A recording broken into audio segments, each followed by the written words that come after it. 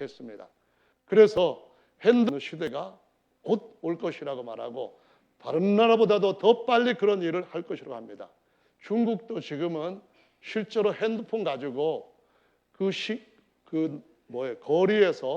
거리에서 자기 집에서 만들어 가지고 오고 파는 그러한 아주 정말 보잘것없는 상인들도 전부 다 전자로 그걸 갖다가 계산을 하고 돈 받고 그 사람들한테 거스름 전해주고 나눠주고 이런 일들을 할 정도로 우리가 살고 있는 시대는 아주 신속하게 우리의 모든 편리성 속에서 누군가가 진짜 성경대로 저 그리스도 같은 이가 나타난다면은 민주주의, 삼권 분립, 개념 다 사라지게 되고 자신의 목적을 위하여서 완벽하게 통제할 수 있는 사회가 될 것임을 보여주고 있습니다. 전에도 말씀드렸지만은 여러분 지구상에 깔려 있는 CCTV는 이제 우리가 저 깊은 산 속에 나물 캐먹고 풀뿌리 캐먹고 하지 않는 이상은 찾기 힘들게 될 겁니다. 그런데 몇 년 전에 중국에서 경찰들이 안경 딱 하나 쓰고 그 수많은 군중들이 오고 가는 데서 몇십 명의 범죄자들을 곧바로 체포를 했습니다. 어떤 방법으로요?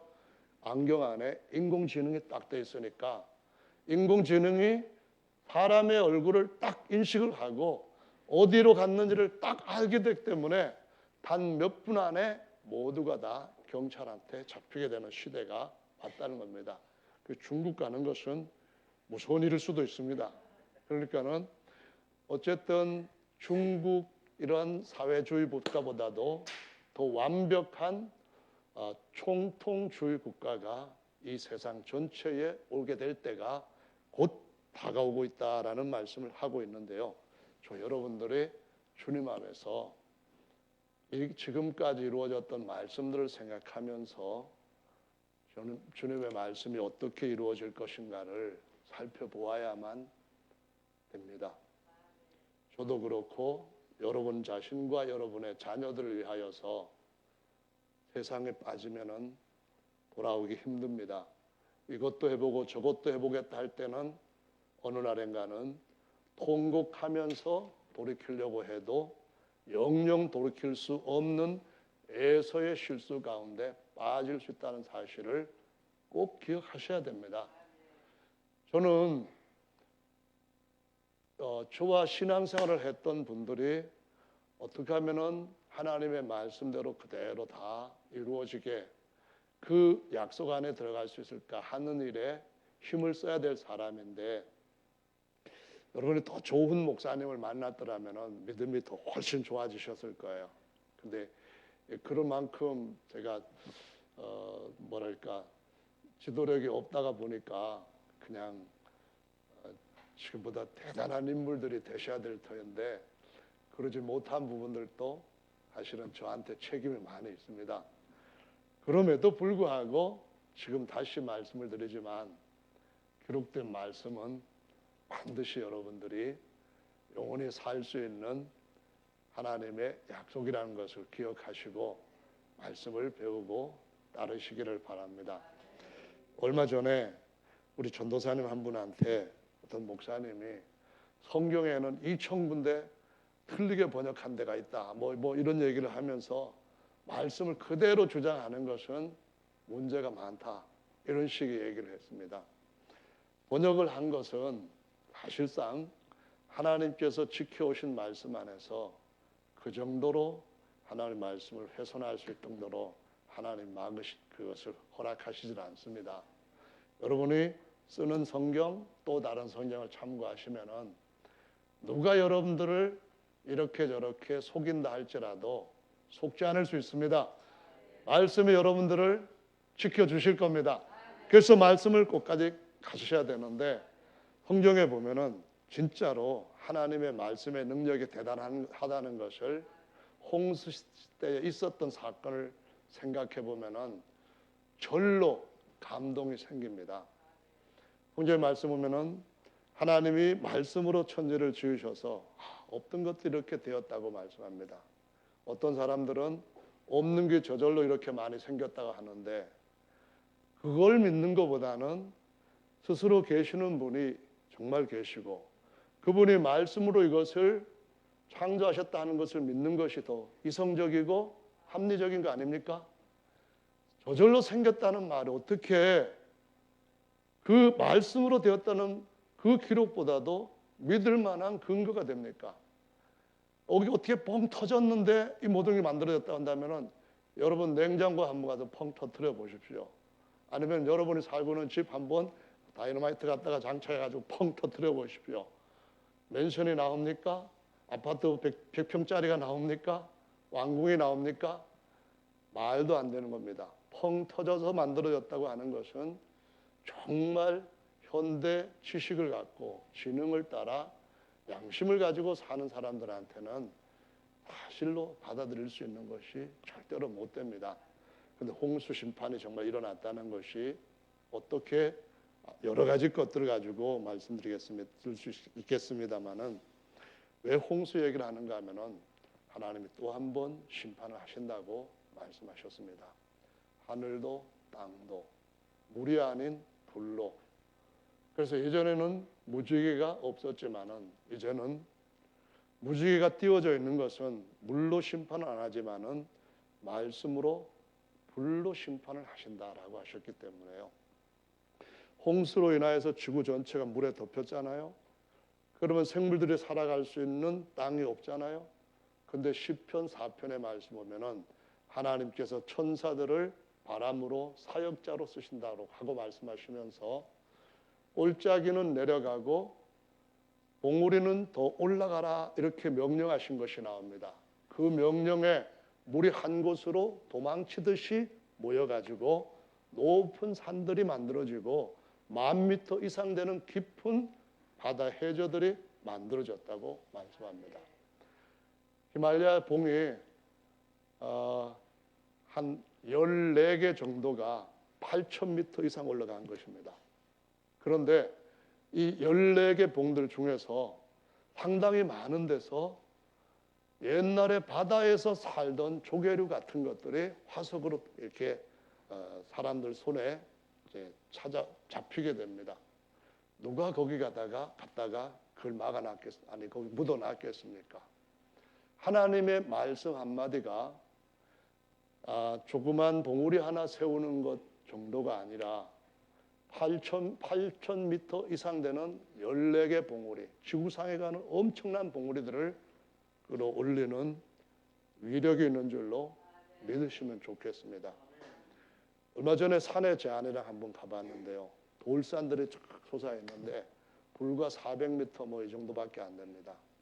그런데 8,000m 되는 그런 봉우리를 밀어 올릴 수 있는 능력이 없는 것을 잊게 하시는 하나님의 손에 하나님의 말씀에 의해서 일어났다는 사실을 여러분 말씀을 진지하게 공부하시면은 알고 믿게 됩니다. 근데 하지 않으면은 믿을 수가 없습니다. 왜냐하면 여러분은 항상 저절로 되었다고 하는 것 가지고 지금까지 머리에 이상한 것들로 따라왔기 때문에 여러분 집 하나 조그마한 것도 저절로 될 수가 없습니다. 우주라고 하는 큰 집은 주님이 반드시 지으셨기 때문에 존재하는 줄로 믿으시기 바랍니다. 어쨌든 시간이 많이 필요한 말씀 해설이 되겠는데요.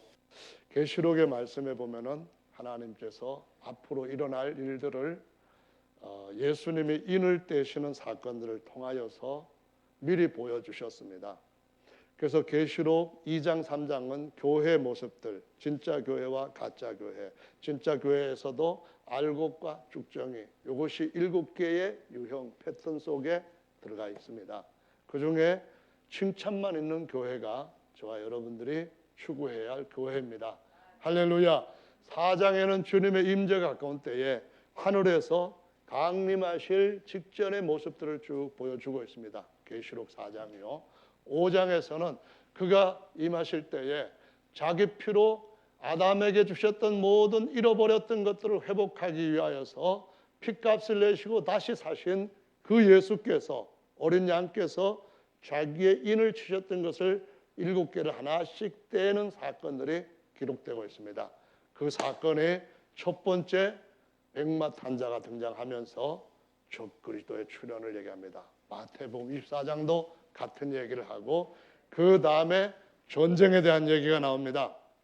이게 곡과 마곡의 전쟁으로 에스겔서 37장의 이스라엘의 회복과 38장에서 예언되어 있는 것입니다. 그리고 유럽 지역에서 10개 머리 중에 3개가 빠지게 될 이 전쟁에 대해서 예언한 것입니다. 세 번째 기근이 있습니다. 또 지진이 엄청 큰 것이 일어난다고 말씀합니다. 그러고 난 뒤에 성도들한테 세상에서 환난을 당하나 담대하라라는 핍박이 있을 것이라고 말씀합니다. 여섯 번째 인을 뗄 때 하늘에 큰 징조가 일어날 것이라 했던 사도행전 2장의 말씀이 그대로 나타날 것임을 보여주고 있습니다. 여러분, 교회는 그냥 이 세상에서 잘 살면은 그보다 더 좋은 신앙이 뭐가 있고 그보다 더 큰 행복이 어디 있냐, 거기에 머물러 있는 그러한 세상의 종교들 중에 하나가 아닙니다. 하나님은 하나님만이 하실 수 있는 최상의 존재, 하나님의 신부처럼 대해줄 수 있는 그런 존재를 얻으시려고 한다는 것을 기억하시고 교회가 어떻게 말씀에 따라서 변해가고 살아가고 그렇게 결과에 이르게 될지를 여러분들이 스스로 아셔야 됩니다. 그래서 7번째 인이 떼어지면은 그 안에 7개의 나팔이 나옵니다. 그래서 계시록은 인이 하나 둘 셋 넷 다섯 여섯 떼어지고 7번째 떼어질 때 7장에서 성도들이 하늘에 올라가는 모습이 딱 보이고 8장에서 그러면은 7번째 인 속에 나팔이 하나 둘 셋 넷 다섯 여섯 불려지는 것이 나옵니다. 7번째 나팔이 불 때 하나님의 진노가 7개의 대접으로 쏟아지게 되는데요. 여러분, 여기에 7번째 나팔 불기 전에 일어나는 어떤 징조 같은 것들을 보면은 예를 들어서 사람들이 한 5달 동안 엄청난 그 고통을 당하는데 전갈이 사람을 물었을 때 겪는 고통 같은 것들을 당한다고 합니다. 그래서 죽고 싶은데 죽으려고 오만 가지 자살을 하는 그런 행동을 하는데 5달 동안 아무도 불에 들어가도 안 죽고 물에 들어가도 안 죽고 목매도 안 죽고 또 주약 먹어도 안 죽고 농약 먹어도 안 죽고 고통만 더해지는 것이 5달 동안 온다고 합니다. 이것이 영적 세계에서 하나님 우리의 영을 잡으면은 육체로는 절대로 극복할 수 없다고 하는 사실을 보여주는 조심해야 되고 주님 앞에 깨어 있어야 한다는 이유인 줄로 믿으시기 바랍니다. 그 다음에 이어지는 화가 뭔가 하면은요, 똑같이 정해진 연, 월, 일, 시에 지구상에 살고 있는 3분의 1의 사람들이 같은 시각에 죽음을 당하는 일이 무저갱에서 올라온 짐승 군대에 의해서 일어날 것이다 라고 말씀합니다. 뭐 이상한 소리 한다 여러분 그래 생각하실 수도 있습니다. 지구상에 72억이 살고 있는데 3분의 1이면은 24억 정도 됩니다. 같은 날 같은 시간에 전쟁으로 죽는 것이 아닙니다.